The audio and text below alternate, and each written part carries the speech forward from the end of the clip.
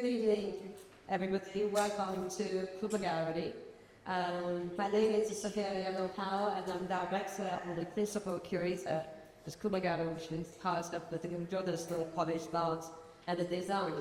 So it's brilliant to see so many of you join us this evening for this panel discussion, which is a part of the public events program of our current exhibition, Between the Door and the Street by renowned American artist Suzanne Lacy, who has been a pioneer and a distinctive voice in the field of social practice, or also known as a socially engaged practice in art since the 70s. So before I start my introduction, I would like to take this opportunity to thank our funders, of course, Creative Scotland, Duncan Jordanstone Centenary Trust for the funding support that has been extremely crucial this time to the realization of this exhibition and event. I would also like to extend our gratitude to SCAN, our collaborator on this event, for sharing our desire to explore the role of art in society and providing their brilliant support. So joining us today from SCAN are Helen Moore, Deputy Director of SCAN, and Lydia Hannibal, Program Lead, as well as our live captioners, Louisa McDade and Karen Pritchard, who are working behind the scenes. So I thought Helen would like to say a few words on behalf of SCAN.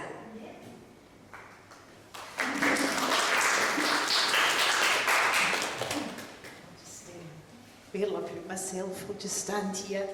No, thanks very much to everyone for coming along. It is really lovely to be in Dundee this evening and in the context of this fabulous show that's here by Suzanne Lacy. When I first spoke to Sophia about the possibility of working together in this event, it was, it was informed by Suzanne Lacy's involvement in the working in public seminars in 2009, and it just felt like a really good match for SCAN to partner with, given we're constantly reflecting and assessing current political, social contexts and keeping SCAN members and our visual art community informed with the bigger picture all the time. So this will be a really great opportunity, I think, to hear thoughts from a brilliant selection of speakers that you may not have heard from before, offering insight and experience and looking at questioning structures, systems and attitudes that kind of help us to exist and participate. So I really hope you enjoy the rest of your evening, and thank you very much.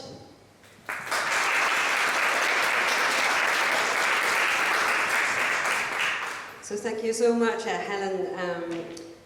So I will just start my intro. Suzanne Lacy has had a long relationship with the art sector here in Scotland, and she obtained her PhD at the Grade School of Art. And her supervisor, actually, Anne Douglas, is here today. So between 2006 and 2008, Suzanne was involved in a major cross-sectoral research projects on art in public realm, titled Working in Public, organised by the Scottish Arts Council, then now Creative Scotland and the Grade School of Art. So this sparked some very insightful and stimulating discussions on the process of social practice, the ethics of artist practice, the artist's role in society, the meaning of the public, and the role of academic research in policy making. So I was introduced to this research project that took place nearly 2 decades ago by one of our speakers here, Catto. Thank you very much. And the project inspired me to organize this event, which follows the cross-sectoral kind of format employed during the research project, and bring together not only artists, the curators, the producers, researchers, but also members of communities and the community organizers. So we have Pinar and Rumilla here, And today I will do the introduction to the speakers in more detail later. What we're thinking about is, to me, the community members and the organizers, they're usually at the receiving end of a social practice project.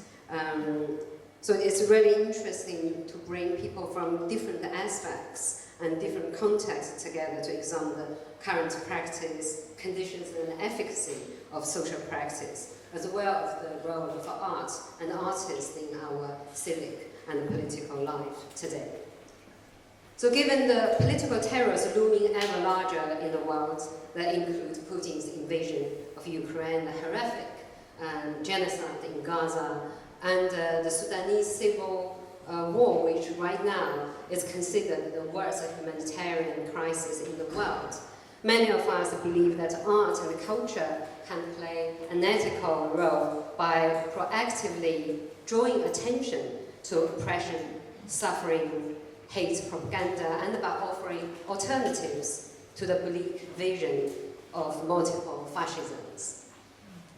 And the social practice, or socially engaged practice, or new genre public art, as coined by Suzanne Lacy in the 90s, has been one of the very pragmatic endeavors connecting art and society since the 1970s, that either rehearses or enables these alternatives. So today I'm very excited to have this brilliant panel with me, who all have worked in the context of social practice or socially engaged practice, and their diverse experiences will enable us to reflect on the current practice and the role of art and the artist in society. So I have asked each speaker to reflect on 2 points raised back in 2008. Number one is art makes things or people visible, and another one is art as a civic negotiation or intervention. So the proceedings this evening will be each speaker will talk for 5 to 7 minutes, and this will be followed by a panel discussion. Then we will open to the audience for responses and questions. So I'm going to briefly introduce our first speaker. Amanda Catto is a freelance producer and a cultural strategist based in Edinburgh. She is interested in the development of funding and the support systems for artists, the evolution of artist-led initiative, the effective embedding of equality, diversity and inclusion in organizational practices and policies, and the development of new models for artist-led commissioning in the public realm. So Amanda has an extensive overview of the arts policy and the funding landscape in Scotland, having been head of visual arts at Creative Scotland for 13 years. Its predecessor body, the Scottish Arts Council, for 9 to 10 years. Okay, over to you, Amanda. Thank you. Thank you very much. Thanks everyone for coming. It's lovely to see everybody here tonight. I'm going to start using the microphone, that's a bad habit of mine. And I'm looking forward to the conversation. As usual, given a brief and maybe not sticking to it, but never mind, we'll get to that later on in the conversation, I think. So firstly, massive thanks to Sophia, all of her colleagues here at the Cooper Gallery for inviting me, also to Suzanne, who may or may not be watching this at some point, and Suzanne Lacy, I owe a great deal in terms of shaping my thinking on this subject. I was involved in the Working Public Programme, and that's what I'm going to reflect on. And it's also a great privilege to be surrounded by Suzanne's extremely powerful work in this setting and the work of all of her collaborators. It always inspires me and makes me think. But I think it's also really important to acknowledge and value that there's a great diversity and versatility of artists and art making that could be considered to fall within the terms of socially engaged or social art practice. This is not about creating a normal or a thing that looks like something. It is about the real diversity of work that can happen within this field of the public. I think it's a vital and expansive field, and in Scotland we've got a remarkable set of histories digging back like quite a long time, and a lot of current day experiences to share. So I think it's really important that we're not starting with a framework that is everything needs to look like this. We're starting from a framework of actually it's really important to understand that things can look and feel very different. I was invited, as I said, because I was involved in the Working in Public programme, which took place, I think, and Anne Douglas will correct me on anything I say that's wrong, but I think it was 2006-2008, organised by On the Edge Research at Grey School of Art with, as was then, the Scottish Arts Council, which I was, involved there doing some stuff. So the programme, what I think it did was it established a new form of learning environment that drew together, as Sophia said, artists, theorists, curators, arts administrators, and their work cut across issues related to public policy at the time. I think that was very important. And we worked through this programme that had a shared set of questions that I think are really relevant and resonant today. So this idea of aesthetics and ethics, representation and power, and quality and imperfection. And I've started to think of these as like an accountability framework.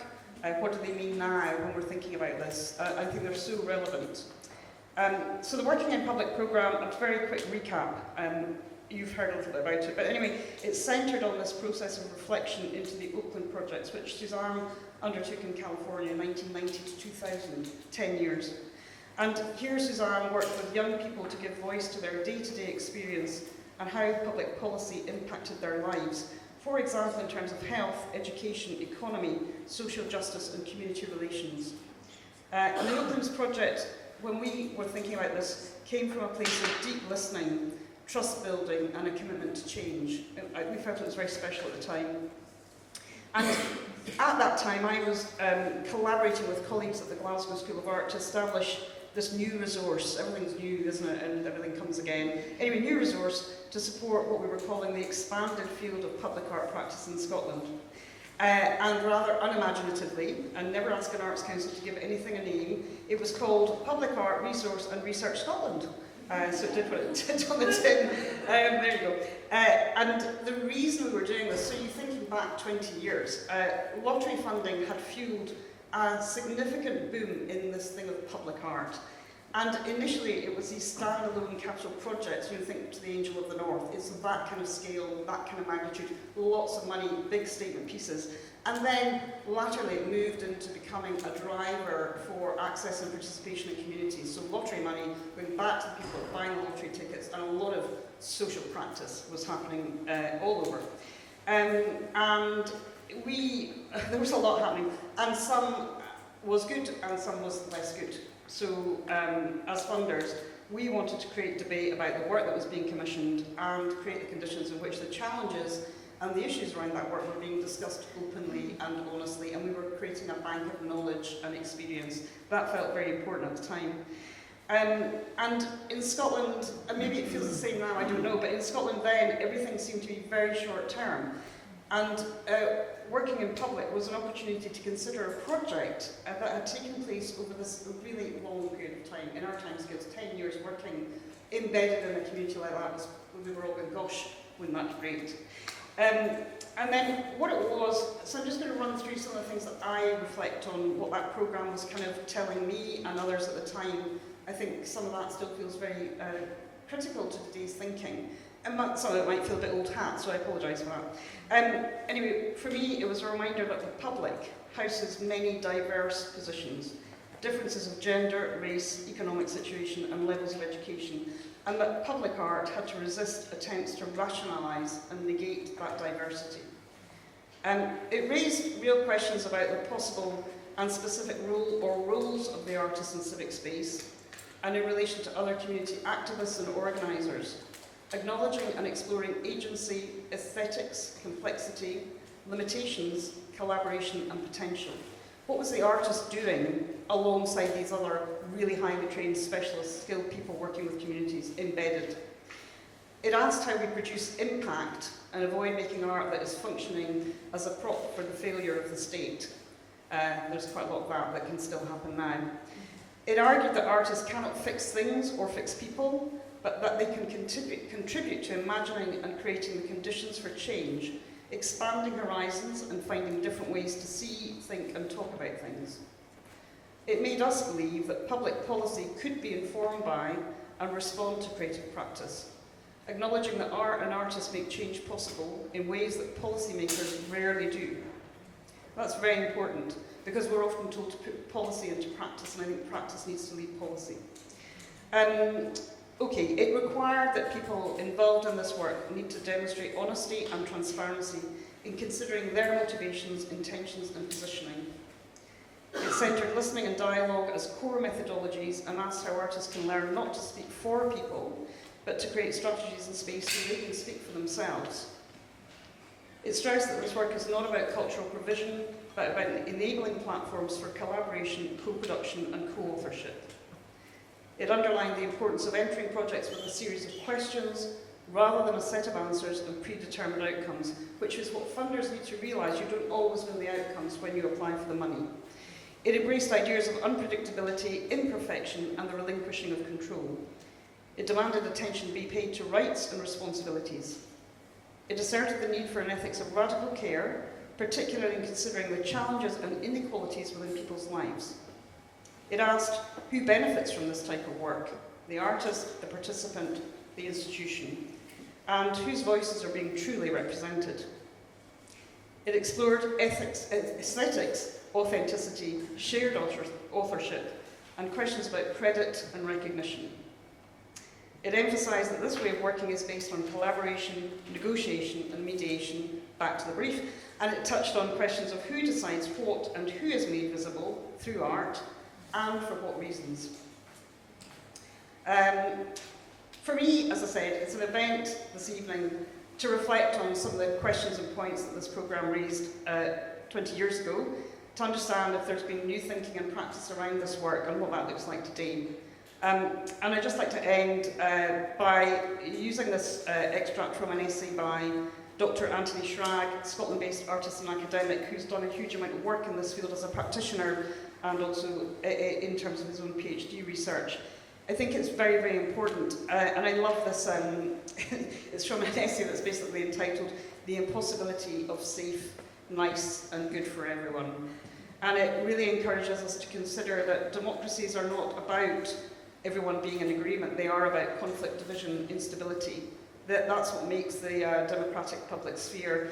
And it talks about the idea of this, how do we resist the urge to make everyone get along and accept that it's a complicated, natural, dissensual public domain that we're all working in today. That feels very important and very pertinent, and thanks to Anthony for giving me the final quote for my talk. Thanks so much.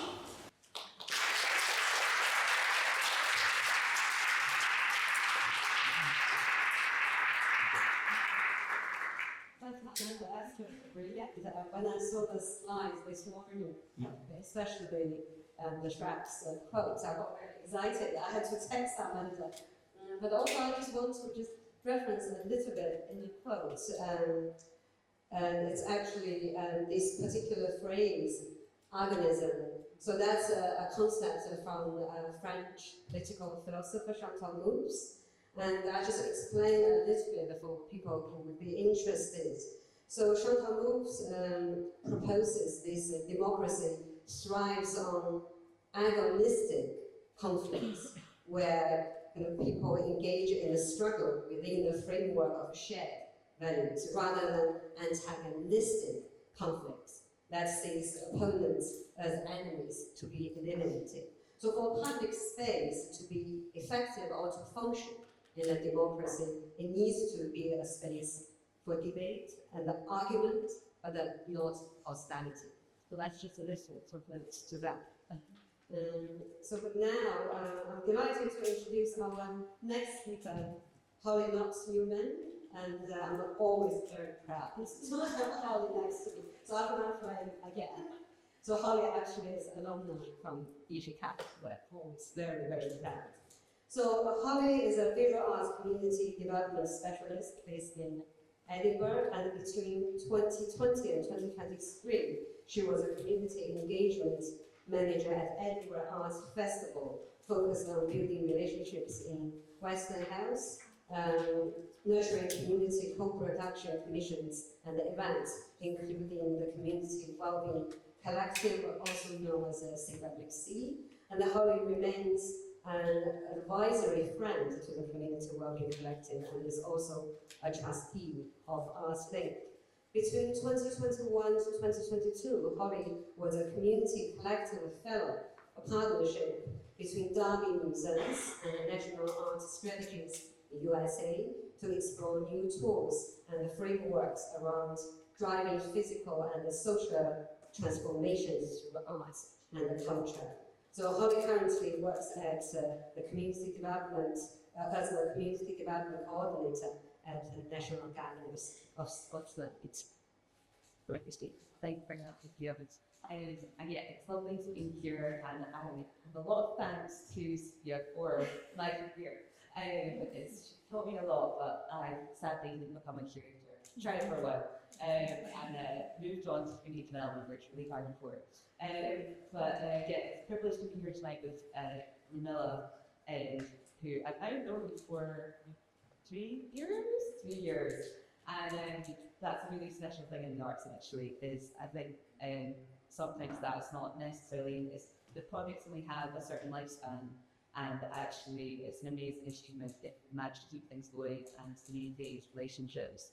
But yeah, I wanted to, really when I was thinking about this question, and all sort of come to my mind about what does art make visible, and I just found for me that it was about a space to be, and that was it. It was a really simple kind of manifestation needs to be happening all the time, because people who are in well, we all, at all times, I think we all find ourselves in a sense of loss, and we don't know who we are, and we don't know what direction we're going in.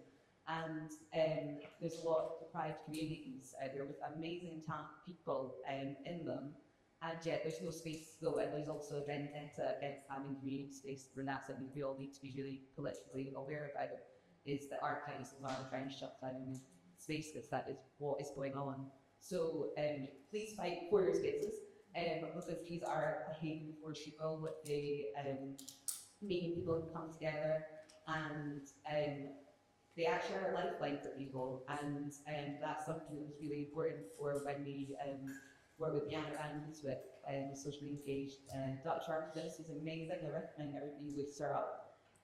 We had the privilege of being able to invite her to work with us at Edinburgh Art Festival, and it was an amazing experience in terms of the kind of collective imagining that she could take us on, and that in actual fact that then made us really ambitious about what we could do at a really difficult time, which was we were trying to do this during COVID-19.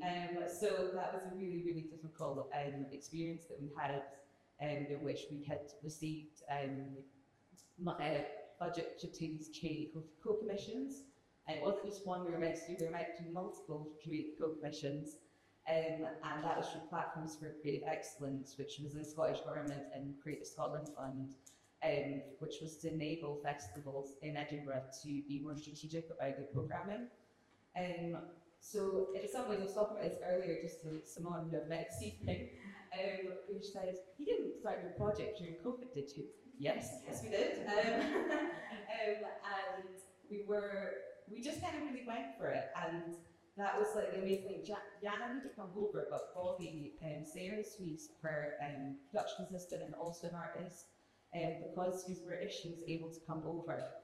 And in some ways, there was almost this amazing energy created by Bobby being able to come over and us spending time in the car with our masks on, with him trying to connect with people that I've done this initial research with, which was that I've been in Western Fields, probably by that point for maybe like 6 months, trying to make connections, and that was doing art packs, doing online workshops, trying to sustain a relationship with the racial justice organisation that worked with a lot of young people, and also with an adult art group that being set up by the person who'd had my role before me. They had gone really well and had a lot of sort of veteran Western aliens, is what they don't mind being called that.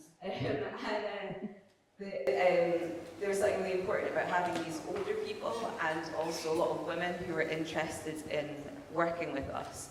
And that, with Bobby coming over, it really allowed us to sort of accelerate what we were doing. But then also that it was this sort of strange time where it definitely took its toll that we were doing a lot more work than is reasonable, definitely. And Josie's also here tonight, who's one of the amazing artists that we got to work with. And she was so vital to the project, as was Bobby.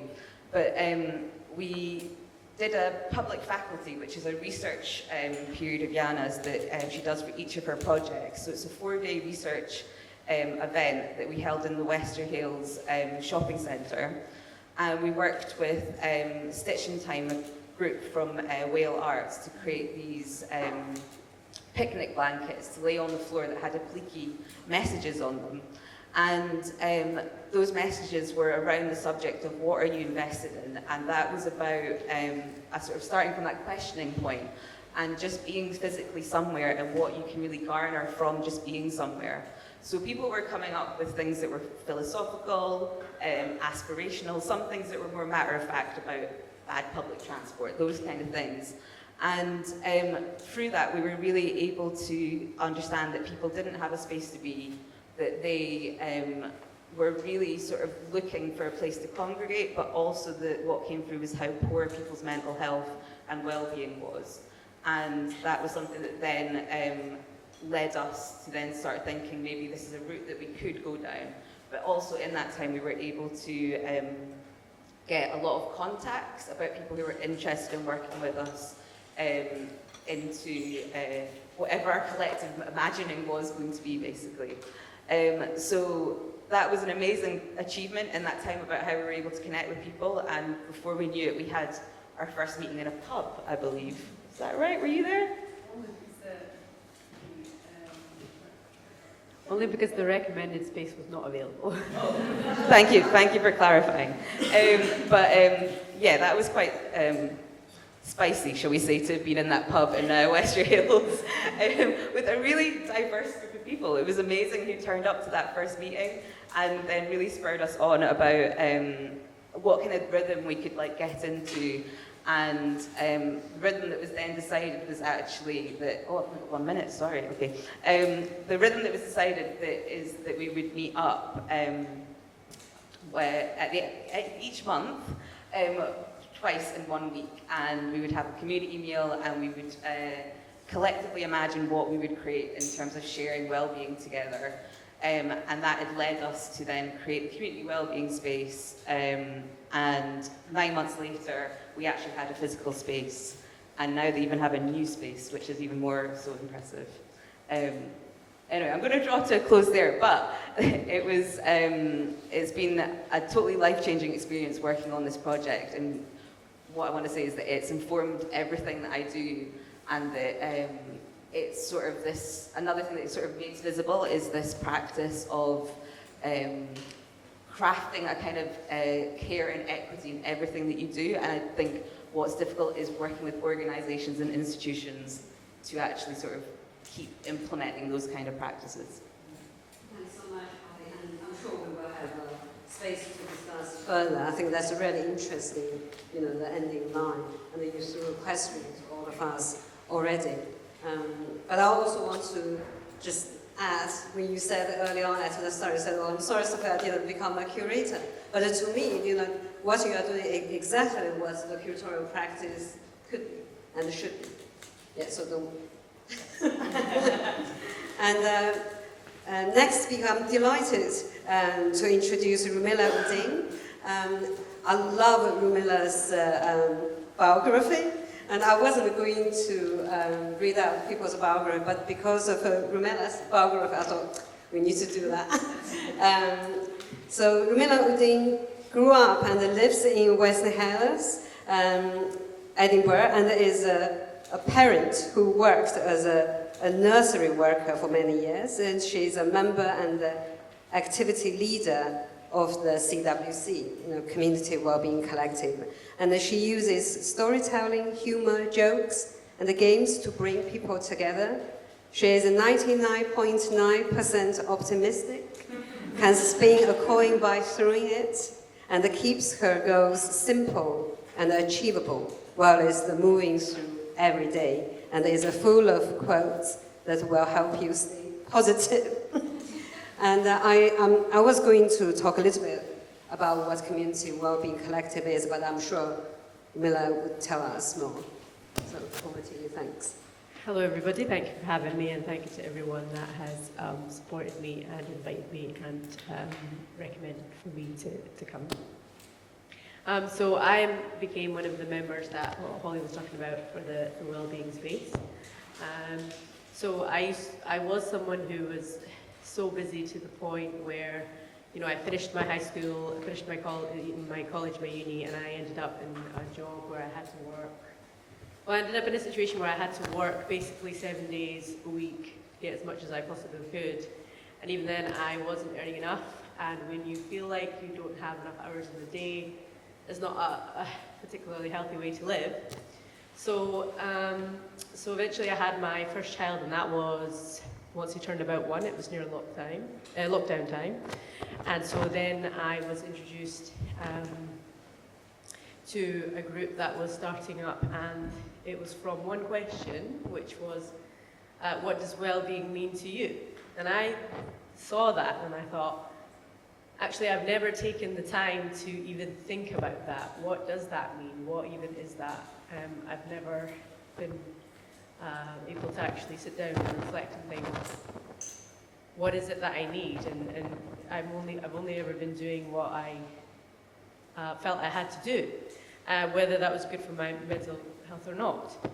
So when we went to the monthly meetings as part of the Wellbeing, Community Wellbeing Collective, basically what it was a group of us that got together and we were discussing what is well-being, what do we need, what is it that's missing, and we started to form a group that then started talking about what such a space would look like. And it then soon became apparent that this space would actually become a reality, and I felt quite empowered and quite like I had this voice that I could choose, and it wasn't just me, it was like with all these other people that we were doing it together, and I started to feel a sense of community that actually was also something that was quite missing in my life. And so, I mean, yeah, I have a fairly supportive family, but it's not quite the same as community. And so I was with these people and we were all doing things together. You know, for me in particular, what do I want in a community? It's space and the ability to talk to people in a relaxing and calm environment, and the space definitely delivers that for me. And other people had all these other ideas, and we just put them all together, and then we created this space. So to be able to manipulate that, and to be able to form that with a group, it was just beautiful to ever think that would be something that I'd ever be a part of. So how we run the space is that, you know, we get the members together and we see what each of us can do in our skills, because when you have a lot of different people, that's a lot of different skills that you can put together. So for me, I thought, what skills do I have? You know, I've never really been able to think about that either. It's just whatever job I can get into and to stay at it and do the best I can in it, that was me. But to now be thinking about my skills and how can I use that to benefit the community, I thought, well, I can do henna. So henna is a body art that essentially I only learned because of I used to do doodling when I was younger, and that's like, to me, the only form of art that I was kind of actively doing. So I didn't think of myself as an artist or someone that knew art in that professional kind of sense. So when I was growing up in school, I would compare myself to the other people in my class, and I would see their art, and they were copying the model picture, and I always thought, mine's is not like that. Mine's is not good enough as these basic lessons that we're given. So if I can't do that, then this is not for me. And I did not get the understanding that actually art can be done by anyone, and it can be done in so many different ways. What exactly is perfect, you know? And at the same time, even if it's not perfect, that's also okay, but I did not learn these things in school. So to me, art was not going to be part of my life in my mind. So So Bobby Sayre is one of the coordinators, part of the CWC.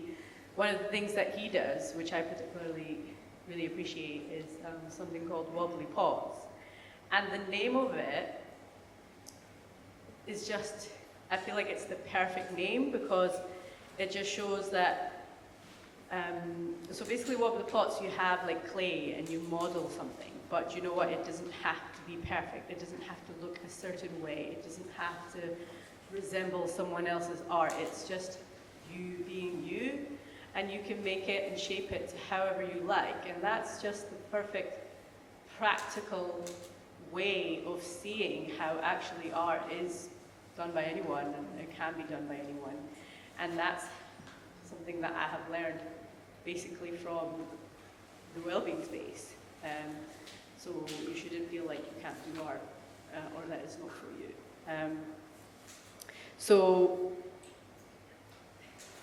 other things that I've also learned from the space is that simple questions, such simple questions like, how are you, and how have you been, and how's your day? These kind of questions that actually mean quite a lot to someone who perhaps is not having a good day or is not having a good time, because how else would you know that? You know, when someone says, how are you, you hear it all the time, and some people, I used to think, what's the point in asking that question? Everyone just says, I'm fine, and that's it. But when you're having like a difficult time, or when you're not yourself, how are you is sometimes the most important question. And for someone to even just ask that makes you think, oh, someone has actually, it helps to identify, sometimes pick up the people that actually know they're not fine, you know? So this wellbeing space, it's made a difference in my life. It's helped me to find a community that I felt before was missing. Me in particular, when I was growing up, I was surrounded by, not surrounded, but I did have a lot of instances where I know that I'm being judged for the way that I look, or the way that I dress, or the way that I look, and these kind of things. And I know myself that there's nothing wrong with me the way that I look, but if someone doesn't understand that, and you see these instances, it's not always easy to address it. You can't prove it, you know, I would in some sort of way either have to make that assumption or have to make an accusation, and I've not got the time for these kind of things, you know, so where do I go when I want that? What space do I have that I can go to just relax and let it all go and be okay and be myself again? And other people that are part of the wellbeing space, they've said things like, you know, this place has changed me, it's changed the way that I think, and someone else the other day actually said, the CW space has saved me. And it's because we're also like, we're so welcoming of each other. We look at what our needs are and what it is that is missing in our well-being, and just to sit and reflect and think back, and maybe just take yourself back, you know, to basics sometimes, and just forget about the world for a minute, and just be in good company, be in good, welcoming, non-chaotic kind of atmosphere. And of course you meet such lovely people along the way, like Holly and Josie and Federica here, and it's definitely a place that I know I can go to if ever I wanted just to have a chat with someone that I know is friendly and it's not going to judge me for the way that I look or the things that I do. Thank you so much, Rumilla and Holly, for sharing this, you know, the essence of the idea for care. You know, and I really appreciate both of you, shared this idea, but also Holly said, you know, you learn how to craft the strategies and the skills and how to think about others, I think. That's what I've learned from what Rumilla you just said. You know, not to just inward looking, but look at people around you. To me, that art feels like I felt the gaps between humans, between people. That's really beautiful. Okay, so we move on to our next speaker. Ruth Ewan is a very old friend of Cooper Gallery, who's an artist based in Glasgow, and her wide-ranging practice includes installations, writing, creating environments, events, and objects In contrast to this varied approach to form, she creates deeply focused works which emerge from immersed research and collaboration, often drawing on conversations with others. This builds on Ruth's long-term interest in creativity as a tool for social and environmental justice and alternative system of knowledge. So Ruth's work has been shown extensively in major museums, galleries, including National Gallery, Yorkshire Sculpture Park, the Louisiana Museum of Modern Art, Victoria and Albert Museums, Sao Paulo Biennale, and the Tate Britain. In 2021, Ruth was the first commissioned artist to present a solo exhibition for Cooper Gallery's Ignorant Art School program. Sitting number 1, we could have been anything that we wanted to be, and it's not too late to change. Over to you, Ruth. Thanks, Sophia. Thank you to all of you for coming here today, and thanks to the panel for their presentations so far. I've sort of prepared a script, but I'm going to just deviate from that a little bit, so I apologise to the person who's captioning, but I'll try and keep this quite simple. There was something you were saying there about, you know, being with people and sharing these kind of community spaces, and it reminded me that when I'd watched Suzanne Lacy's film, that a song lyric popped into my mind, and you made the song lyric pop in again, and it's from a Joe Strummer song. It's a song called From Willesden to Cricklewood. I wish that I could speak to everyone on the street, just for once to break the rules. I know it would be so cool. So that's my little introduction to what I'm going to say. I've got some images here relating to past projects that I'm not going to go in depth on the projects at all. But they're going to form a sort of backdrop to what I say. So, as a fellow feminist practitioner, making what I would describe as context responsive work, I'm a long-term admirer of Suzanne's work, and this project particularly resonates with the unique history of vocal and creative activist women in Dundee. What this project in particular says about women's relationship to the street and to public space, unfortunately, continues to be highly relevant today. The project Between the Door and the Street, it takes a largely hidden conversation, a much needed conversation. It amplifies it, it records it, and it brings it into view.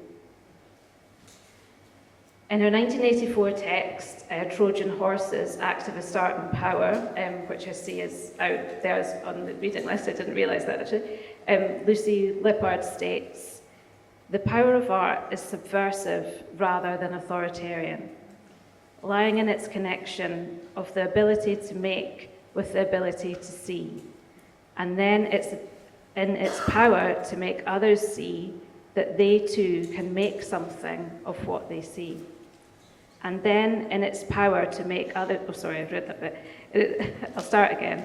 In its power to make others see that they too can make something of what they see, and so on. Potentially, powerful art is almost by definition oppositional.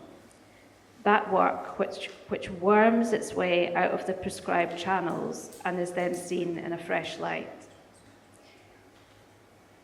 My own practice is foregrounded in research, and sometimes these are forgotten stories of individuals and the exploration of overlooked histories. Many of my projects have involved channeling other people's voices. Sometimes these are obscured voices or hidden voices from the past, which are brought into the present and then reverberate through our own time. This process is one of constant learning, and that is a mutual learning for me and sometimes for the participants, which is then shared with an audience. I'm interested in how art can assert the presence of someone or something and hold it in our minds. And because of the way some art is cared for, valued and preserved, this enables it to speak beyond the time in which it is made. So to think about the question that we have today, what does art make visible? For me, it's about the subject matter, bringing that into light and saying, let's not forget this. But it is also with certain projects, working with people about the visibility and stories of those participating. Which brings me to think about the second question of art as a civic negotiation. Although I do develop and show work in museum and gallery or so-called white cube spaces, I would say the majority of the work that I make and have always made is for and with public space. I used to think that making work in the public realm was somehow more free. Maybe it was more egalitarian, as it removed the barrier of this gallery threshold. And I think I'm not entirely right in this assumption.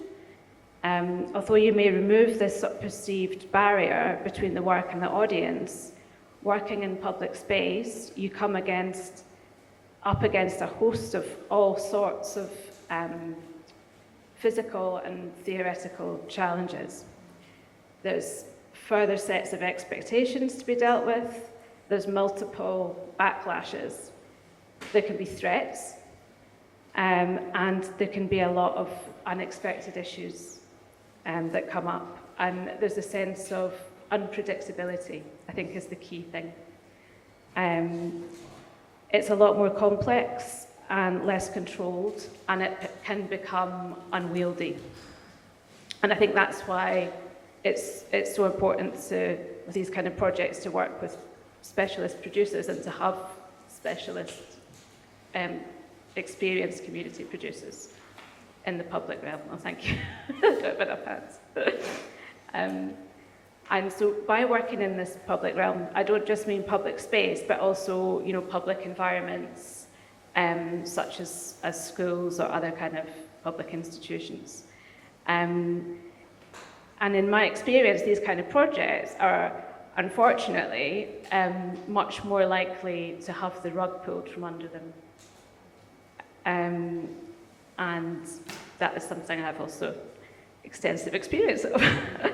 There's a constant renegotiation, and that is where the value and expertise of having this team around you, I mean, there's always a value in having a supportive team around you. And there's this thing that I think Holly mentioned, where you work on something, you're kind of brought in as the artist, invited to engage with a specific place or a specific community, and you work really in depth, and then you kind of bugger off again. And that can be very frustrating, especially when you feel like you're establishing something. And so, you know, something like the Oakland projects and having this sort of 10-year project, I mean, amazing. It seems like, you know, I used to think 10 years, that seems like, you know, what a long time, my goodness. And actually, it's not that long a time in my mind now as an older, more experienced person. But these sorts of embedded community projects, I think, have that incredible value, and there's so much learning and relearning and transfer of knowledge that goes on within them. But you know, I think what I've said is quite negative, but it's not to say that, you know, that this way of working is not worthwhile, and working through all these sort of challenges is not worthwhile.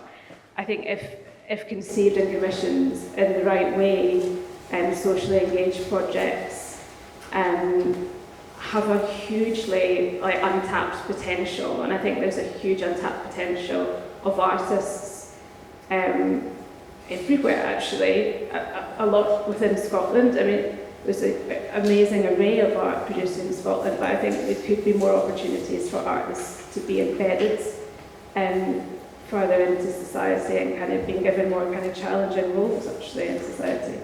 Because I think we have the ability to kind of reimagine and transform the way we see our civic lives and our civic spaces in the most complete, challenging and surprising ways. I'll leave it there. Thank you.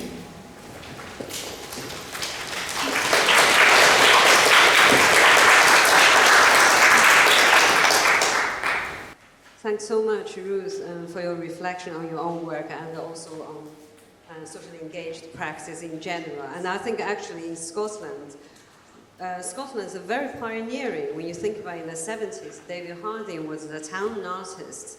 That's just extraordinary for us to think back. You know, that actually happened for quite a few years. And the very famous artist placement group also took place in Scotland. And this whole idea of John Latham's incidental person, I think is really interesting. This incidental person actually is the artist, but then the artist doesn't have any kind of pre-existing agenda, but steps into the situation as this complete alternative body of ideas or positions. I found that's really inspiring. You don't have this pre-existing, almost like an instrumentalized idea of what I could achieve. But then you step into the unknown, and that perhaps could spark more possibilities and potentials. So on that note, and we're going to move on to the last speaker, Pinar Aksu, who's also an old friend of Cooper Gallery. We worked on a few projects and together. And Pinar is a theatre maker, a PhD researcher at the University of Glasgow, and a human rights and advocacy coordinator at the Mary Hill Integration Network in Glasgow. It was through Pinar we brought the Joyce Choir to one of Cooper Gallery's 12-hour symposium back in 2019. That was really beautiful and brilliant. And Pinar is interested in finding connections between solidarity, art, justice, and the law. Pinar is involved with campaigns and projects supporting people seeking asylum and refugee, educational projects, and human rights. And Pinar is also involved in using theatre and the creative methods to create social change. Over to you. Thank you. Thank you. If it's okay with everyone, I was just going to play a very quick game. Is that okay? Yep. It's a very simple game. It's just a yes and no game. So I'm just going to say yes and say no, and you're just going to repeat after me. We'll just try it out very quickly. So we'll start very simply. Yes, yes, no, no. Yes, yes, no, no. Yes, yes, no, yes, no. Yes, yes, no, yes, no. No, no, yes, no, yes. No, no, yes, no, yes. Okay, we're still waking up, which is fine. Now I'm going to swap it around. So whenever I say yes, you're going to say no. And whenever I say no, you're going to say yes. No, no, yes, yes. Yes, yes, no, yes. Yes, no, no, yes. No, yes, no, yes. No, no, yes, no, no, yes, no. Alright, okay. I mean, we could do another one in a different language, but maybe that's for another time. Everyone is like, no, please don't. Thank you so much for inviting me here, and I think it's really nicely connected with a lot of the creative approaches that we use. And that was one of the games that we really use when we create different drama, different plays within, when we do forum theatre, which is my background. So I've been doing theatre of rest as a practitioner for more than 12 years with active inquiry in Edinburgh, as well as different hats that I've been wearing in different places.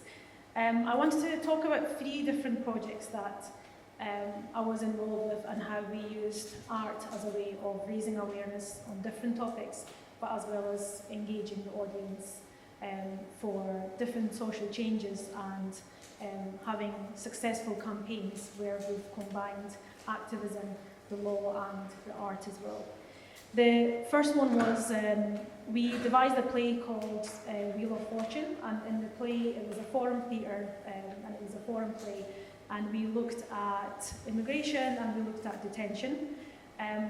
We tend to perform the plays in different locations, which I'm really interested in. How do we perform and how do we have art in spaces where we might have disagreements.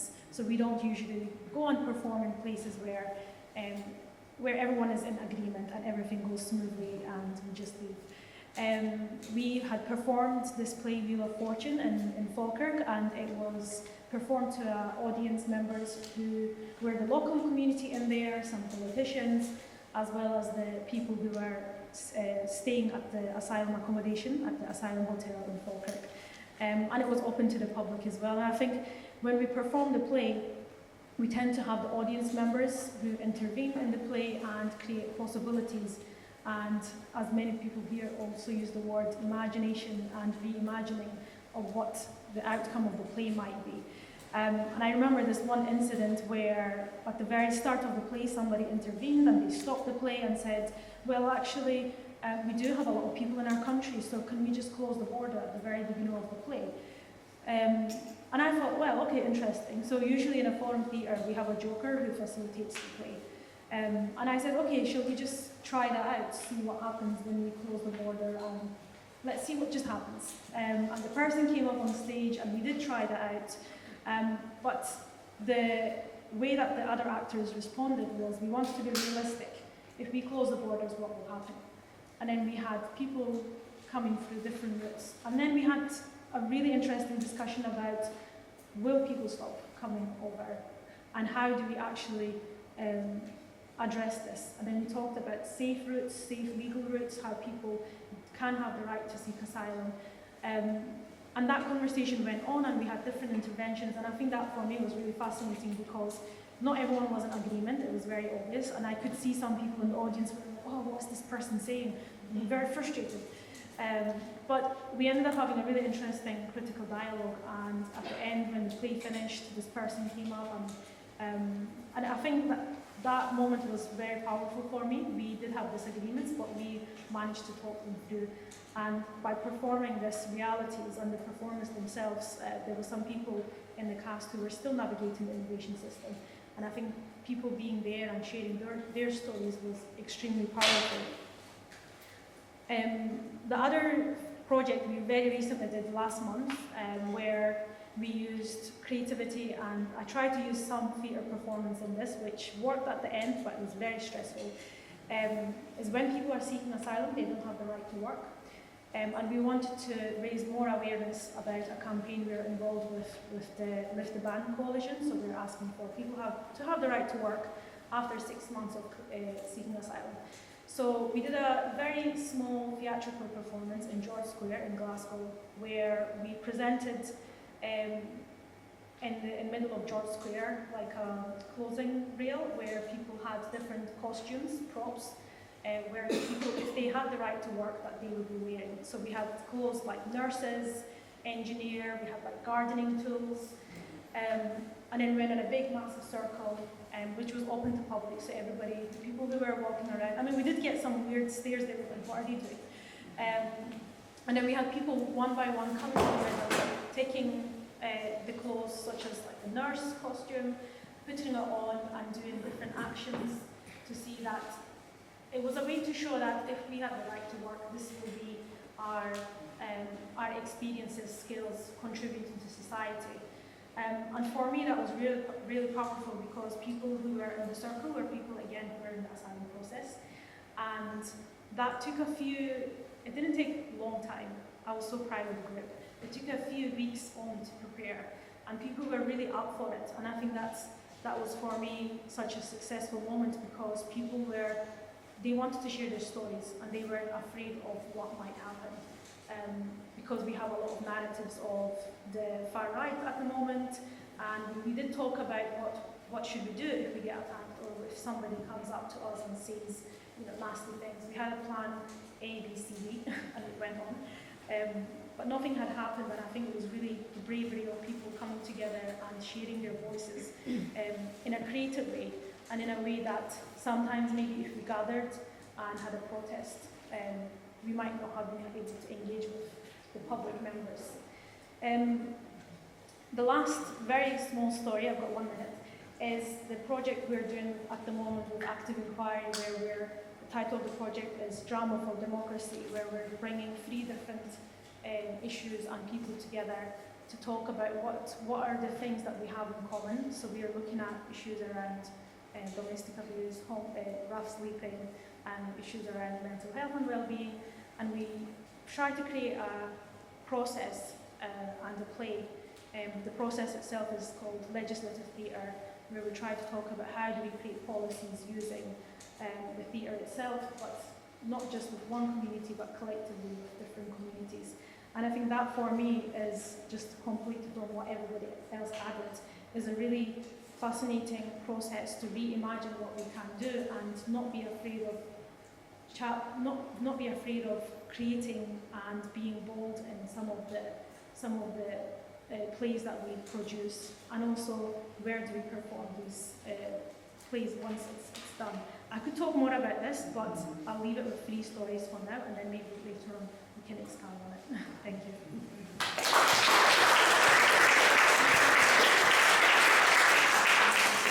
Thanks so much, Pinar. You know, what you just said there really resonates very well with what we do actually here at Cooper Gallery. You know, we always talk about, even maybe last week when we talked with Suzanne Lacy, I kind of circulated this idea of exhibition space, not as a display space for objects, but as a space to rehearsal ideas. And I remember when we did this preparation meeting with Holly, Rumilla, and that was Bobby, and I talked about this idea of rehearsal. And Bobby says, no, but I think we actually activate the situations as well, not just the rehearsal. But I'm just thinking about the play you did in the city square.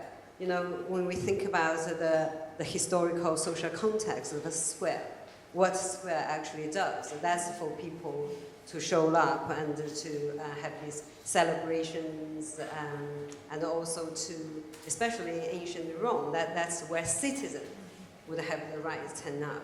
So I think it's actually quite important and very significant for those people you're working with from that context, background, to be able to show up. And then you create this, what Hannah Arendt called the space of appearance. You know, I think that's really quite significant. It's not just about a platform for them to voice out, but just by simply appear, I think that's a political stance has been positioned there in the public realm. So I think now we're just gonna get in a little bit further into our discussion, and I wondered if the panelists, you have questions or responses to each other. Maybe if you want to kick off straight away with this discussion. Oh, I have a tiny little question. Actually, I'm really curious just to ask all of you, or any of you would be interested to respond. I made these little notes here. I wondered, so we talked about all your works, you know, in different situations with different groups of people, but what have you learned about yourself through all the works you have done and with socially engaged practice or working with communities? What have you learned about yourself? So I'm in the last few months of my PhD, and I'm looking at the connection between art and law and migration and access to justice. So I've realized when I'm in context of policy making and with politicians, I become very serious. And when I'm in creative fun spaces, I become very wild fun, and I want to do very silly things. But what I noticed is I've tried to link them together and tested things out. Sometimes it goes good, sometimes it doesn't work. And I think that's been really interesting for myself. So I've tried to do a game with a political meeting we had. And obviously MSPs were like, do we really need to do this? And I was like, it'll be fun. And I think that was really nice for the people in the room, because rather than doing things the usual way, you come, you have an agenda, you do ABC, and then, okay, it was nice, let's take a picture and leave. but it was like, okay, let's just play a game and see what happens. And it was really nice that they trusted me, and then we went ahead with it. It broke down that ice, and we were able to have that more connection of, okay, this is, oh, I'm getting to know you more at a personal level, and I know I understand some of the things and some of the thoughts that you're going through. But yeah, I've realised that since combining the art and the law together, it's really interesting how both can complement each other. But at the same time, how in certain spaces you become very serious because of the way that they're structured, like in a round table, or like this is very official. But then you can experiment with that. And again, sometimes it works, sometimes it becomes very awkward, and you're like, anyway, let's go on the agenda then. Yeah, that's really interesting. Thank you. Anyone else wants to talk about it?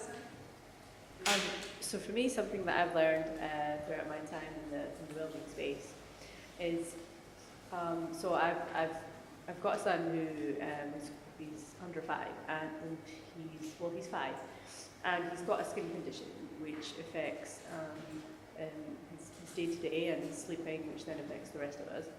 And sometimes it can push me to my limits, unfortunately. And sometimes I think to myself, I've got all these problems and I'm having to deal with them because of, and I try to tell myself, where is it coming from? Like, he's making it difficult for me. And then I'm thinking, well, actually, he has not given himself this condition, therefore it's not his fault. So how can I blame something on someone that is not to blame? So it's made me think about, because when I go to the Wellbeing space, sometimes I talk about how I am or how my day has been. And I realize actually that I say things in a way that makes it look like I'm blaming my child. And actually, if it's not his fault, then I have to find a way to speak differently, because if I say it in a certain way, then I will think of it in that same kind of way, if that makes sense. So then I've been thinking about blaming in general, and how actually, when can we really blame someone? If someone has not done something on purpose, can we ever blame them? Because actually, we're all so connected in so many different ways, and different things have knock-on effects to other things, that I'm trying to think of a situation where actually, can I ever blame someone for anything that they didn't mean to do? And if I cannot, then I also have to be careful with my words to make sure that I don't fool myself into thinking that it's someone else's fault. And so when you have a mindset where you understand that someone else is not to blame, then it makes you a lot less angry, less resentful. You're more at peace with yourself, and you're a lot more forgiving, and you're a lot more empathetic and sympathetic. And so, although that space has not directly taught me that, it's definitely helped me to learn such a thing, that these things that you might just not think about otherwise. And actually, there's quite a few things, but I thought that was one that I would at least mention. Thank you. Do you have any responses to each other or questions? Or someone else respond to this question? I suppose for the Kyle or maybe Yolanda, more directly. I suppose I just wonder what, the reason we were able to make the Community Wellbeing Collective happen, as well as other community co-commissions, which a vital part of that process was that people got a stipend, a volunteer stipend, as part of being part of the practice of wellbeing together, and that kind of showed that we cared greatly for this contribution. But it was also just a top up for the day of being like, you got yourself here, you contributed, and we need you to be part of this and to keep going. I think it's a great way of working. But what I struggle to see is how, in the current financial climate, how we can continue to do projects like that, but also talk about how organisations and institutions aren't structured in a way in which we can, unless you are a much smaller organisation who's willing to be radical and take risks, and really great risks, I just don't see how we can sustain doing work of this nature, basically. So I wondered if anybody had any thoughts on that. Yeah, I think it's really interesting. I was listening to Suzanne last week speaking, and I think you'd asked a question around that actually, and it was really interesting because what Suzanne was saying was, I take a fee, but it doesn't cover anything like my time, and also we don't pay our participants. I think you made a point, Sophia, that how we work now in Scotland would be a little bit different perhaps to that, is what you're alluding to there, Holly. Look, if we all had the magic wand, you would create things that look very different, and that's why I think reflecting back on where we were 20 years and some of the things that were being said, and then that idea that policy should follow practice, and it very rarely does, that the way that, if you think about how the funding of the arts has or has not changed in the last 20 years, and the context in which we're all working, those things that should be embedded as principles are still not embedded. And I think that there's a need for more radical change, actually. But then I also come back to the thing that I said earlier, which is, and it was in doing a lot of reading about this and listening, this thing about, and it came from artists mainly, when we are asked to describe what our project is at the beginning, and in such detail, and the things that we wish to examine, and our objectives, how does that encourage the idea that we go in with a questioning mindset, and we've got to come up with the outcomes before we've even interrogated the position?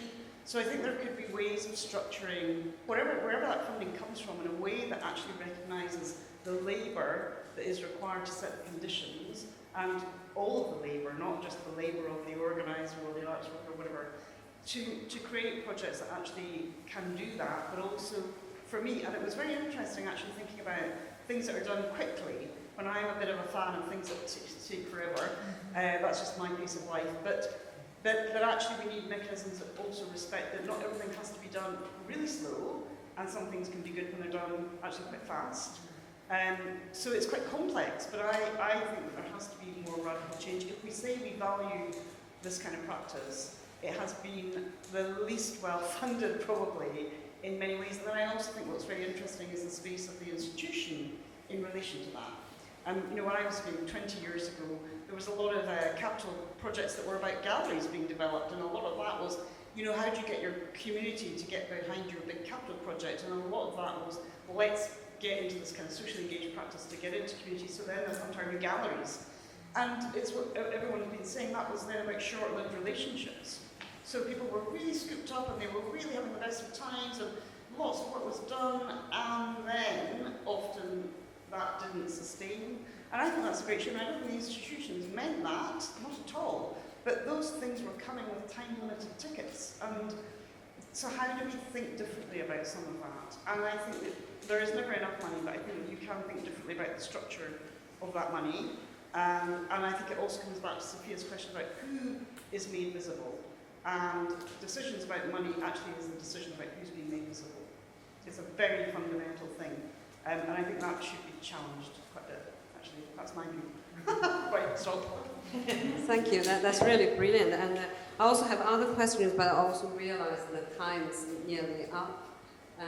So I would like to just now to open to the floor if there's okay. You see, I think Nadia is first, and then we continue.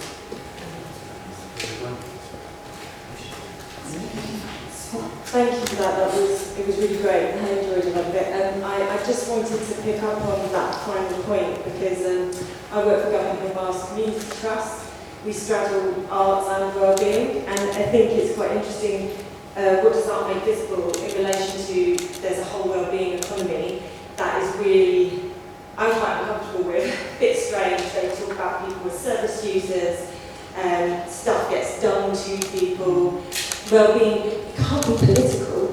People can't handle that kind of idea, and I think the arts have a lot to say and a lot to do there, especially in terms of co-creation and practice. That is really good in terms of practice leading policy. But in terms of the stuff that Amanda was speaking about, I went back to that artist as leader stuff. Sorry, I feel a bit nervous because Anne Douglas is sitting next to me. But I went back to that, and I'm working in public stuff, and I've looked at that research. I think it's been amazing research, and we have been thinking a lot about what values have been disappearing gradually in our society, and now it's very visible that they're disappearing, and we've touched on a few this evening, and we've developed a criteria for our funding that's not just open to artists, it's open to activists, community organisers for our festival, and the 4 areas of that is how do we protect the value of dissent, how do we protect the value of freedom of expression, how do we protect the value of disagreement, and when we say disagreement, we mean constructive disagreement, and how do we create, how do we do that in a way that's democratic and plural,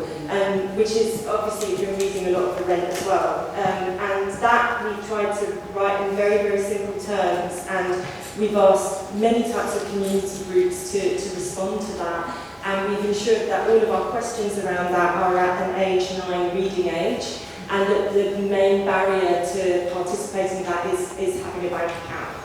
And we don't know what the outcomes of that work's going to be, but my main point I want to make is this research that was done 20 years ago. I think we're at a turning point now where we can come together as arts and the wellbeing, wider wellbeing sector, a community, voluntary community sector, and commission phase 2, and then show those policy makers what that looks like. So that's one. Thank you. That's really brilliant. And there's some discussions a few years ago, maybe 5, 6, or 10 years ago, the pandemic just messed up my sense of time. And it's called curating dissensus rather than consensus. So that's a lot of discussions amongst galleries and museums, or freelance curators. And I think that'll be of your interest to have a look. And Lucy.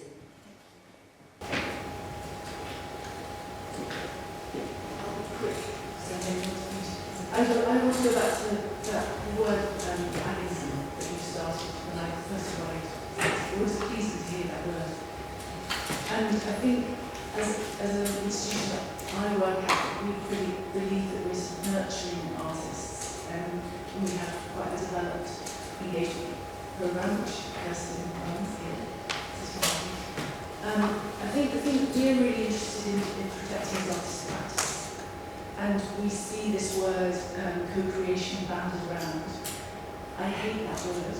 I think we have to be really careful with that word and the way that comes down upon us from on high with funding structures that feel that there's the we can scoop all sorts of engaged practices into and under this bracket.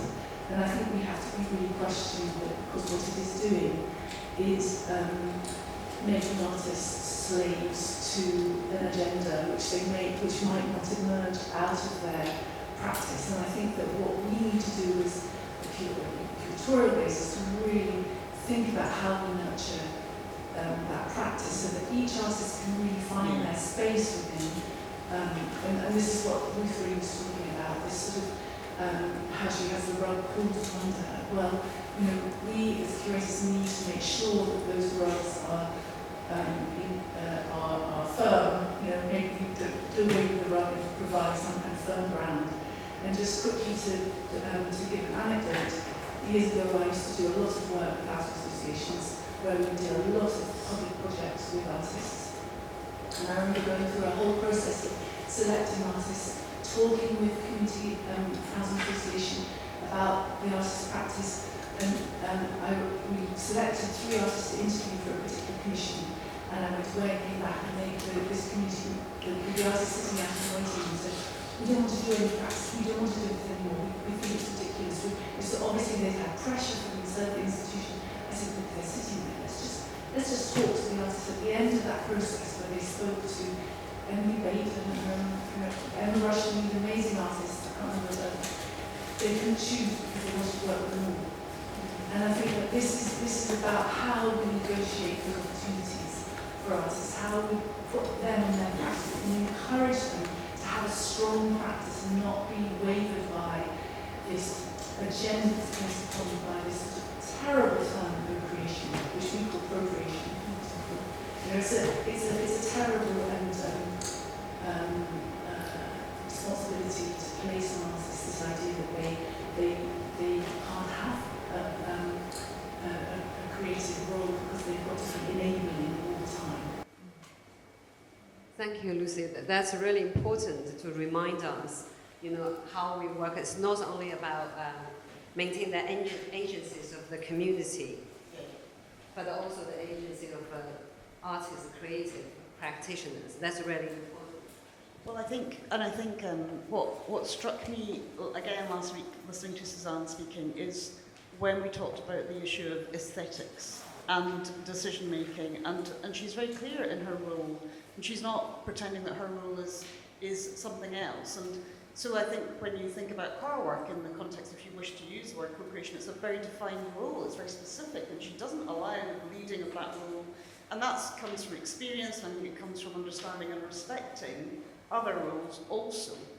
And I think that what can happen is that, and I don't know whether I like the word or don't like the word, but I think that what I feel is really important is that artists have a very defined role and are not asked to do things that are the role of others. And this thing that I said earlier about art cannot do those things and function in terms of the failure of the state. And you know this from your own personal experience from years ago. And I was part of this kind of situation where, because art came cheaper than anything else, so when there were issues, if it was putting artists in residence into major psychiatric units or whatever, artists often with no training put into these kind of places, because that was much cheaper than actually fixing the real issues that were happening within that institution. And that can still happen, and I find that really problematic. I don't think we can ever give way to that we need to have better funded public services in which artists can play the appropriate role, or as Ruth was suggesting, even play more senior roles, take on more challenging opportunities, because we can pay them as well as we need, but also we're also paying for our public services to work for our communities, where our community centres are not a threat and don't have to be made through this creative imagination. And I think that's where we've that becomes very political, and I think that people that work in this sphere have to always be aware of that. We all want to be doing good, but it's what Anthony was kind of saying is this kind of quest for the good can't deny the difficulty and the kind of problematics of that, and this kind of constant negotiation and renegotiation. Artists are no more than anyone else in the room, but they have a different way of thinking and doing in the world, and they're not pretending they are the nurse practitioner, they're not pretending they are the teacher, and we need good teachers, we need nurse practitioners so that artists can thrive.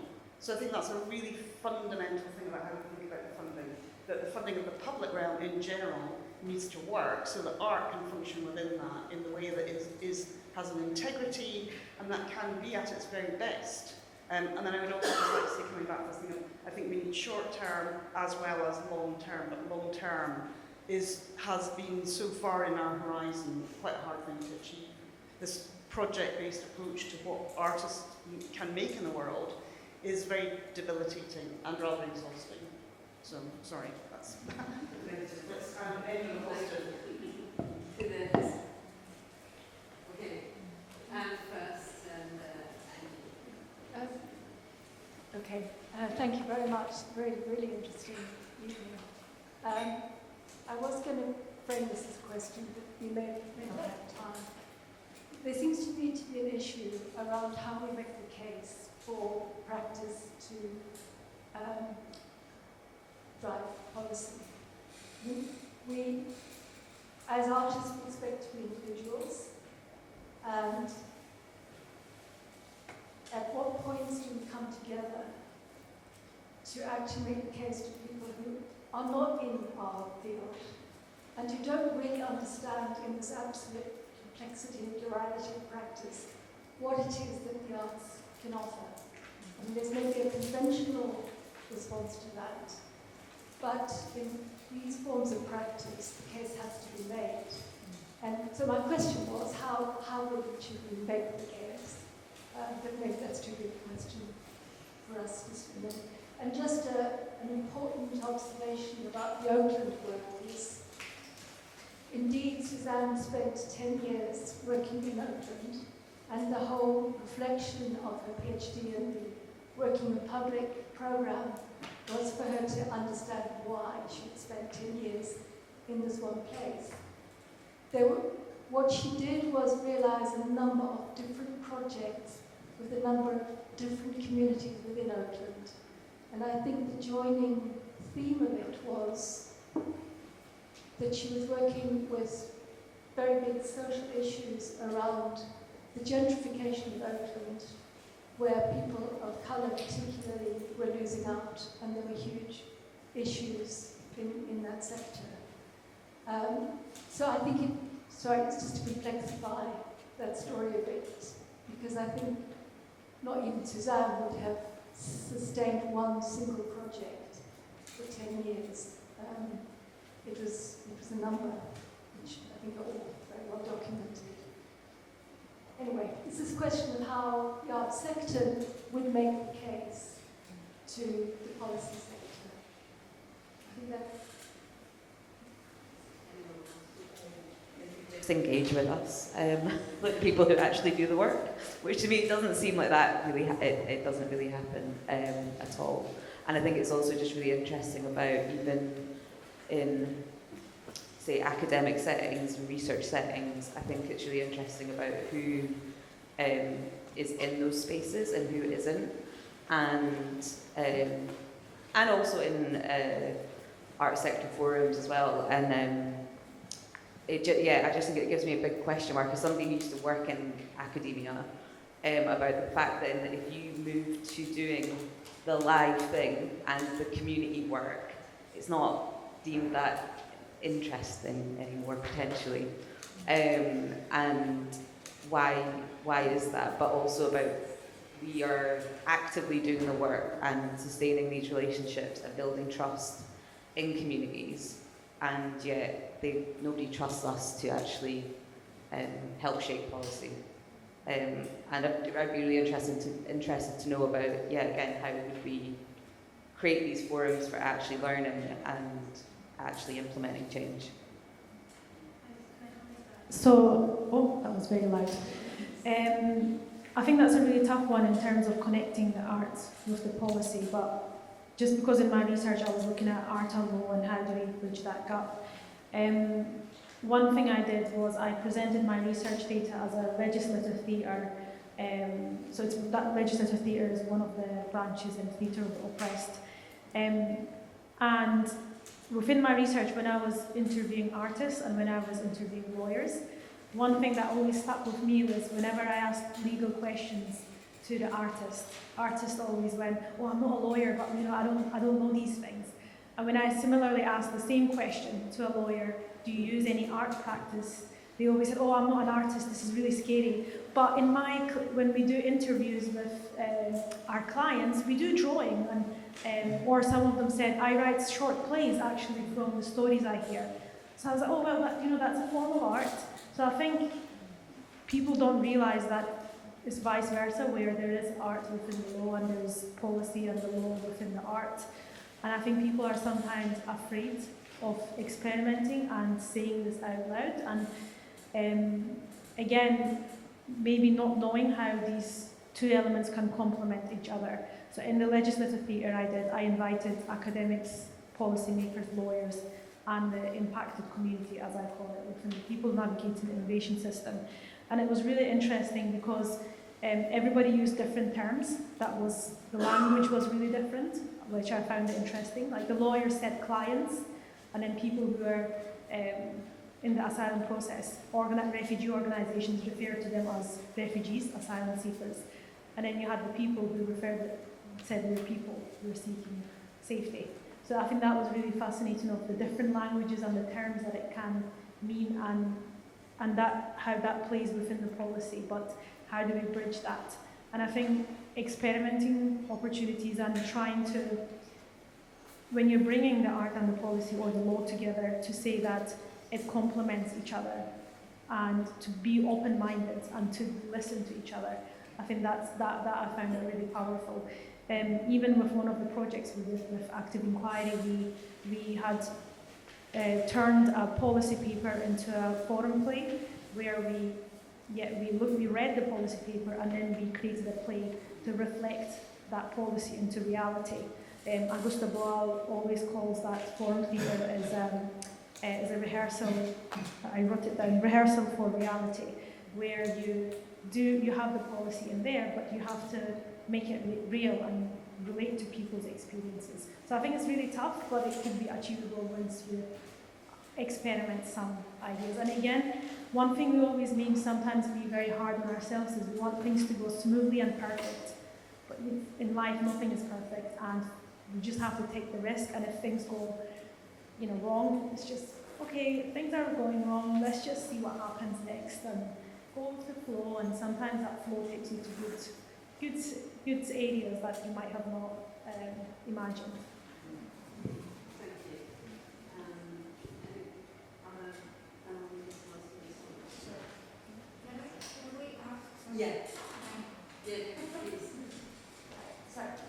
So, I mean, that's a fascinating, really honest discussion with questions from the audience. So, can I ask, given the different approaches to art, at least two, that have been presented, like Rumilla, Uddin stressed before that people shouldn't be allowed to think that they're away from art and it's something that they don't do. And then we have also a kind of, I think, very interesting defense of the identity of the artist. So can I ask, I mean, I think this is already kind of highlighted by the distinction between the volunteer stipend and probably an artist fee, right? Or I don't know, the artist probably gets a fee, right? So I kind of want to ask the panel, who identifies as an artist from the panel? Like, it's an identity that is discussed. So one person only identifies as an artist. Ruth. Oh, I don't know. I'm just asking because I really want to understand how far this kind of talent to, to the professional artists, I guess, that we heard. Like, does art belong to everyone, or are some people actually professional artists? Is what I'm asking. Okay, I'll try to answer that. I'm not sure if I totally understand. Does art belong to everyone? Yes. I would say art can belong to everyone. Some people work as an artist. Some people earn their bread and butter as an artist. I do. Just about, I have to say. It was interesting listening to Suzanne's discussion with Sophia last week, because I agreed with so much of what she had to say, but I got my heckles up a bit, the discussion about artist fees, and she's obviously, has worked in a very different climate, like artistic, economic kind of climate, and is in a position where she does not accept fees for her work, because she has a teaching practice that supports that. And I think that, I respect that position hugely, that you put the money back into the project. And, I've been known to do that. Some projects you get paid an okay fee for, and it means you can do some things that are unpaid. You can donate work to things. You can do, I guess, what's called a sort of love dark in Scots, right? You can do the project for the love of it. But yeah, I don't know if that answers your question really. But yeah, you already answered it before because you're the only one who identified as an artist, I think. No, I don't think so. You identify as an artist as well, me. I mean, do we really need to put labels into what we do, I guess? This could be another wider 2-3 hour discussion that we can have. Yeah. And I suppose also it's like I'm an art and philosophy graduate from here, and I was practicing art for a while, but I don't have the drive to be able to sustain making for myself, basically. And that I need people around me, and I know that through curation and different experiences that I've had doing that kind of work, but then also independent projects in which I was co-producing social engagement. So, I mean, that's a fascinating, really honest discussion. I know the kind of So can I ask, given the different approaches that to I art, like feel that I'm very supportive to any kind of artist that work with it. And I suppose that's the amazing thing about this kind of practice where we start talking about at the beginning about this kind of the intention of like care integrity with that, and I think that's sort of just a vital thing. So can I ask? I mean, I think this is already working with kind of highlighted by the distinction between the volunteer side and probably an artist fee, right? the artist sheet for our project. So I kind of want to ask the panel, who identifies as an artist? Like it's an identity that is discussed. So one person only identifies as an artist, Ruth. And that's the reality, I think, of doing socially engaged practice that's not extractive. And I think that also then is another interesting thing about when we talk about feeling the ickiness of co-production or co-creating or whatever. I think it is really valuable to think about how we use terminology, but then also not to undermine where it does work for people, and then also the lengths they've gone to make that work, because then you wouldn't have some of the amazing things. And that's maybe stable for a period of time in your life, and then you have to go, do I do this anymore? Like, that's just the reality of it.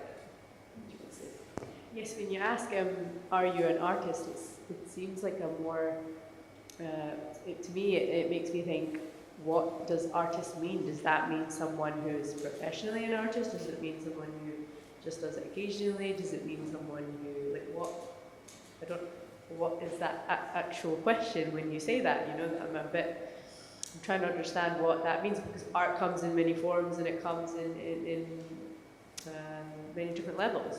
So to me, because I do not do it professionally, or because I don't do it so often, or because I don't do it as a highlight of my life, I would say no. But if I did do it, like for my job, for example, if I did do it in maybe in other situations, I could say yes. So it's kind of like a yes and no. Is the answer to that question, depending on what you mean by the question, I suppose. Maybe we unintentionally answered the question at the beginning when we played the yes and no game. Maybe we did.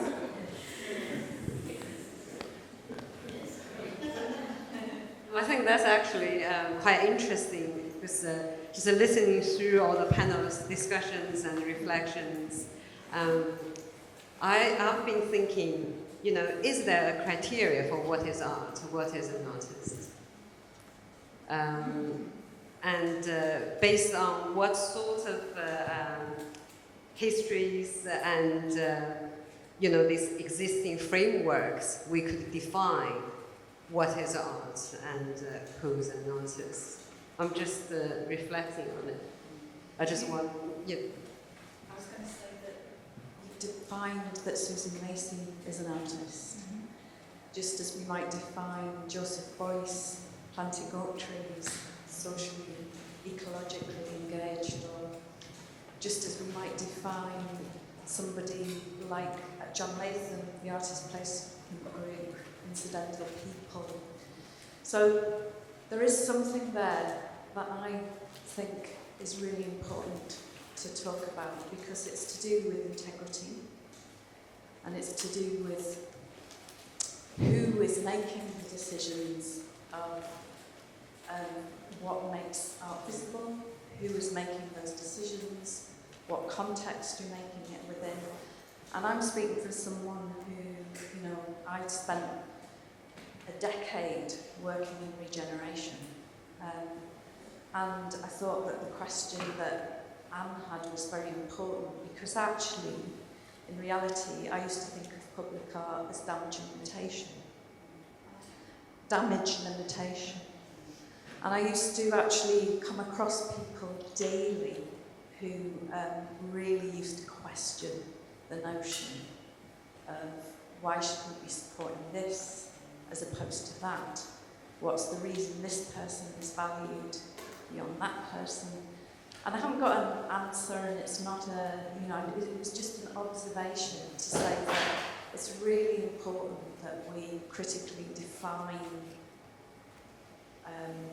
what we're doing, and its history and its legacy and its genealogy. Otherwise, I do think, in all honesty, I do think people could turn around and say, why is this in this situation deemed art and this in another situation not? So we have to be really, really careful and critical about how we define those things. And I think that question of who does art make visible, but also we need to think about what art doesn't make visible as well. And I think that we need to kind of think about that kind of context. So I just was really responding. I hope that's useful. Okay, and I think we're 15 minutes past, but is there anybody one? Okay, if we do one more question.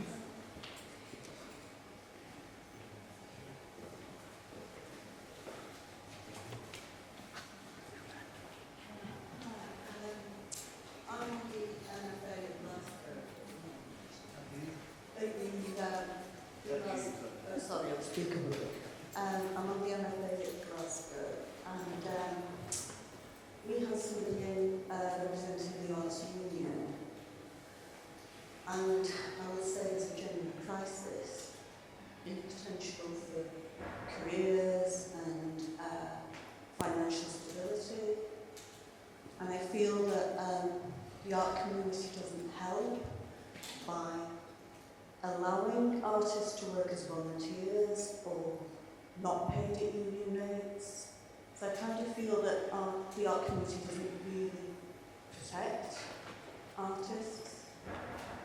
And I just sort of felt like if we drew a line, and maybe this would help in policy, if we drew a line and said people are not allowed to work free, people are not allowed to work at unrealistic rates of pay, then the system maybe would kind of grind a little bit and become a real problem. And at the moment I feel it's kind of being falsely upheld by people's goodwill, that they will work for the better of society and communities, but they are genuinely being exploited.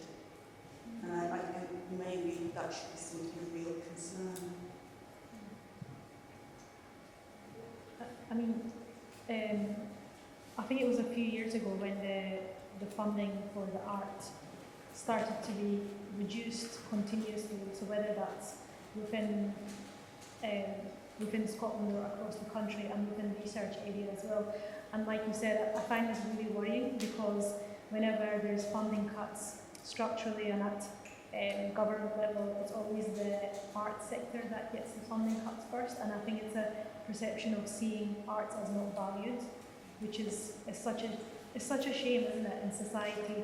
When creativity is being cut, that means spaces are going to be cut as well, and that means critical conversations, imagination is also going to be cut. And I think it's actually such a smart move by the government to cut, to have these cuts in place, because it's not just cutting the art sector, it's cutting the minds of imagination and possibilities.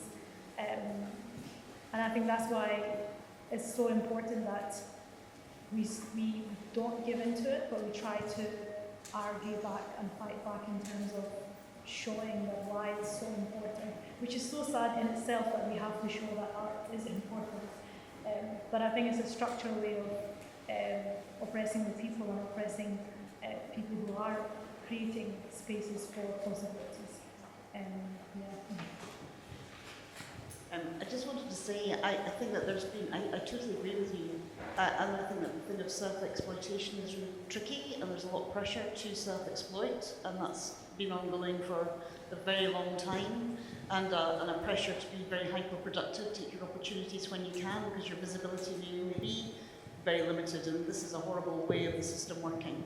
But I also feel that, as I like your idea, because you're quite hard line, to legislate against anyone volunteering their time, but I think that people, if they can make an informed choice, and so if they were to come to Sophia and they say, okay, Sophia, you want me to do this, and Sophia's very transparent about what she can and she can't do, and people work within the limits, that's the right way to go. There has to be transparency. Institutions, I think, are moving towards much greater transparency, but there's a recognised power relationship that if I were to come to Sophia and say, what are you going to pay me for tonight? I'm not necessarily going to argue, am I?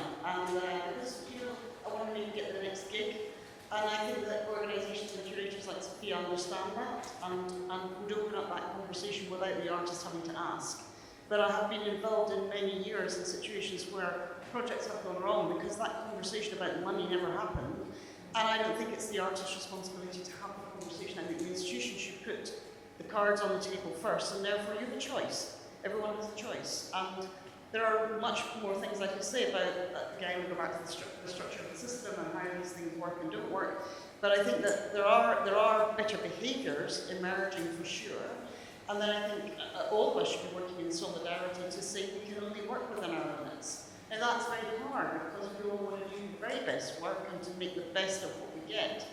But there are certain things, and institutions working in partnership with artists and other collaborators can help to understand what those limits and boundaries can look like. Because there's been I think a situation for a very long time of over-promising, always over-promising, and the arts actually became its own worst enemy years ago when we started to advocate for ourselves with language and promises that we could never deliver. And public art being one of the biggest problematics around that public art, how many applications are there in public art will save us? You know, it will create safer places and all the rest of it, and actually most of those projects did not.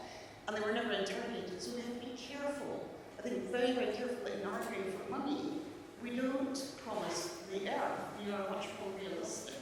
I don't think that you get other fields of practice saying, well, if you give us tiny bits, we'll just deliver everything, and we're still quite bad at doing that, but that's we're inhabiting that way of the way that we ask. So I think there's huge amounts of what you just said that I feel quite strongly about in favour of what we're trying to do, but I wouldn't legislate that people can't volunteer their time. Often that's a good thing for some people to be doing, but it shouldn't be people feeling that they must exploit to move through a career. That's for sure. Anyway, sorry. That's, yeah. Thank you so much. I think